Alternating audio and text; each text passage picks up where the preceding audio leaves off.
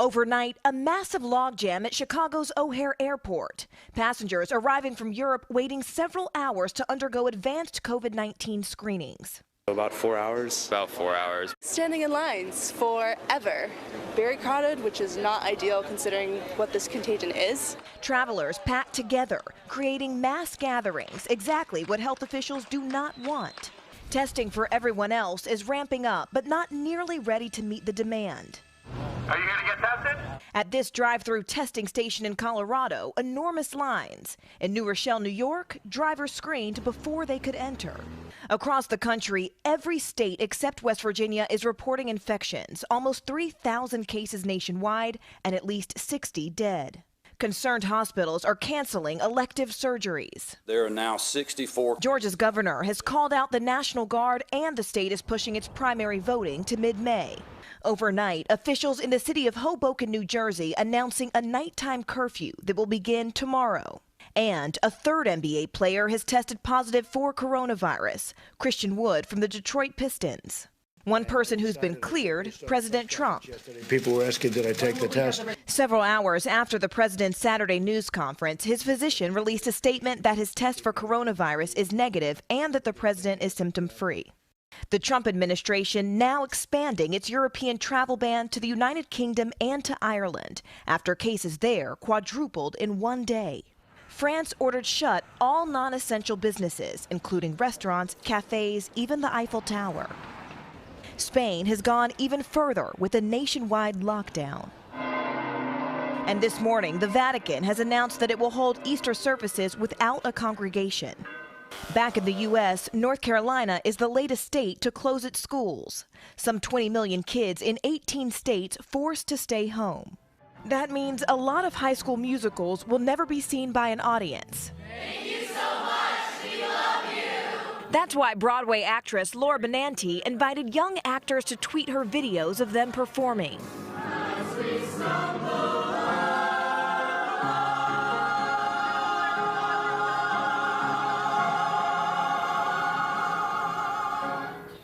So those budding stars are getting a new, albeit unusual platform, at least a small glimmer of hope in these really confusing times. We will take it for now. Morgan, thanks so much. We'll see you again a bit later in the show. After dismissing the severity of the coronavirus crisis for weeks, the president now is trying to get his arms around it. And we are expecting new information later today about nationwide testing. NBC's Hans Nichols is at the White House with more. Hans, good morning.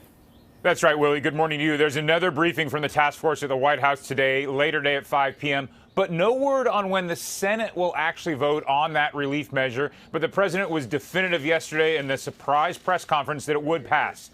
The vice president expects it to be bipartisan, like in the House. It's got paid sick leave and free testing among the provisions. And the president claimed credit for the Friday afternoon stock rally during his emergency declaration. But almost everyone at yesterday's briefing was clear. We are in the early stages of this crisis. The Surgeon General was explicit that this will get worse before it gets better.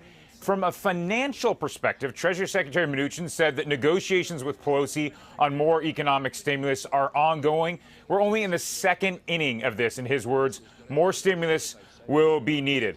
Now, among the medical challenges, getting more tests out the door and to those drive-through locations, Vice President Pence has been promising, as you mentioned, they'll have more details today at 5 p.m. on both the new drive-through test sites and a new website designed to streamline the testing process, including a questionnaire.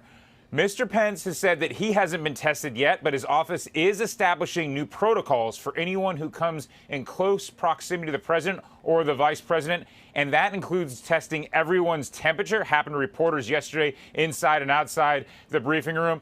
And Willie, one reporter was turned away. Willie? All right, Hans Nichols at the White House. Hans, thank you very much. Let's bring in NBC News science contributor Joseph Fair. He's a virologist who has worked on pandemics around the world. Good morning. Good to see you. Good morning. So you've been a good barometer. We've talked a lot over the last week or so about sort of where we are in this crisis. As we wake up on Sunday morning, where are we? Well, as you heard, over 3,000 cases. We know that this virus can infect 2 to 3 people per confirmed case. So if you extrapolate that we have 3 times 3,000 or 4 times 3,000, even 2 times 3,000. That's going to take us from being number 8 to around number 2 to number 4 in the list of countries of how many cases we have ourselves. We've talked a lot about social distancing in the last couple of weeks, which I think some people have taken seriously, others not. Bars and restaurants here in New York, cities across the country still packed. We saw France last night take the extraordinary step of closing its cafes and restaurants. Italy and Spain on complete lockdown. Is the United States headed toward that, where the country just says, we're closed for business?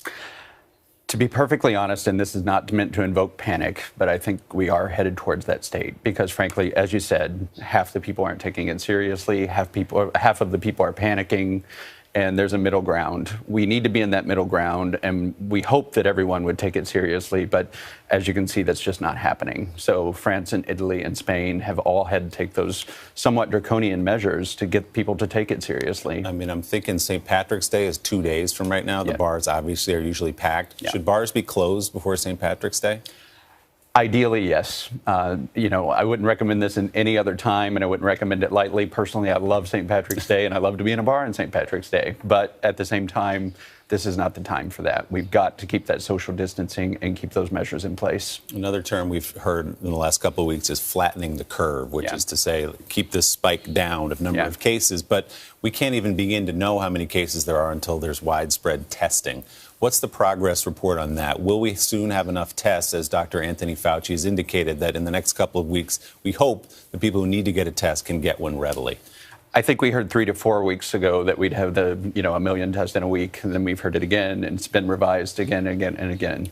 I think we're finally on the path to getting that testing in place, but without it, we really don't know where to guide our interventions. So the only way we can flatten that curve is by identifying who's positive, who's negative, who's the most critical to get into care, who should self-isolate and take care of themselves at home. Because, the overwhelming message, and still is, that 80% are going to be fine. They're going to experience mild to moderate cold symptoms. And just like you would handle any other cold, you can handle that usually by yourself at home. But that 15 to 20% in the high-risk categories, which, by the way, we lead the world in those high-risk categories, we're going to need to isolate them and get them into care as soon as possible to save lives. All right, Joseph Fair, I know we'll be talking to you a lot more in the coming days and weeks. Thanks for coming in this morning. We appreciate it. Chuck Todd is NBC's political director and moderator of Meet the Press. Chuck, good morning. An extraordinary week. We expected to be talking about a presidential debate. We'll do that a little bit later. But let's talk about the White House and federal government's response. Of course, the president had said days and weeks ago that this would just go away, to everybody to remain calm. Let's not worry about it. He thought it was a Democratic and a media hoax that was being covered so much. He snapped to attention this week with an Oval Office address. What changed his posture toward coronavirus? I just think the facts on the ground have had to change his posture. I think the fact that he has seen, frankly, the governors take the lead on this, because I think the federal government feels as if it's been a step behind or a week too late on some of these pronouncements. And clearly the testing issue, I think, really has cost the federal government some credibility points, perhaps not just with the public, but with some of their state and local partners. But, Willie, we have a new NBC Wall Street Journal poll coming out today. And the president has had an impact on how seriously people are taking this. It is amazing the partisan split that we see. Democrats are more likely to abide by the rules of social distancing, canceling travel, than Republicans are by some 20 or 30 points. Wow. So it is fascinating to see that the president's sort of laissez-faire approach to this early on has had an impact on how the public is responding. And even his own statements about whether or not he would be tested. We know he came into contact last weekend at Mar-a-Lago with Brazilians who later tested positive for coronavirus, yet he's still at that event on Friday shaking hands with people. Ultimately said he was tested and that it came back negative. What kind of message can the president and the federal government project that it's not projecting right now? Well, I think that's it. I mean, it does feel as if there's not a unified message out there of how seriously this needs to be taken. You were talking to Dr. Fair about the issue of bars and restaurants.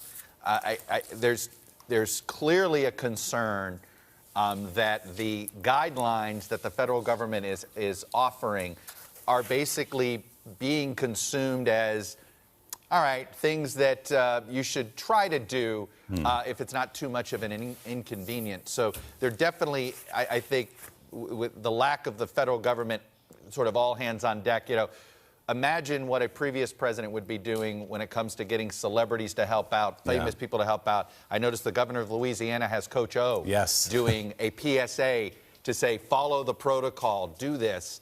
This is, I think, a problem with the federal government response right now. Let me ask you quickly before you go, Chuck. This was supposed to be a big debate in Arizona tonight with an audience between Bernie Sanders and Joe Biden. That's been moved to Washington in a studio with no audience. These big rallies have been canceled, one by the president included.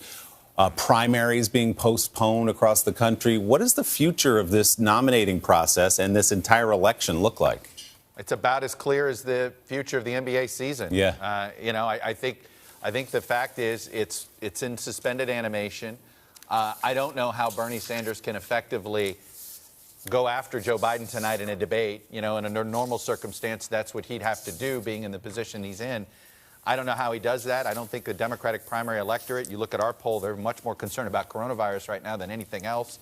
So I don't know if you can accomplish much as a candidate right now anyway. So I think the best way to describe the campaign is in suspended animation. Like the rest of the country, as you say. Chuck, thanks so much. Important show this morning for you on Meet the Press. Chuck will be joined by a man who's become a familiar face of the federal response to coronavirus, Dr. Anthony Fauci.